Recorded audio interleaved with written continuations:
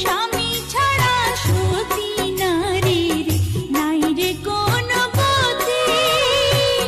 পায়ে পায়ে বাড়ে জ্বালা, বাড়ে যে দুর্গতি রে, কেমন কইরা বিদায় দিও রে।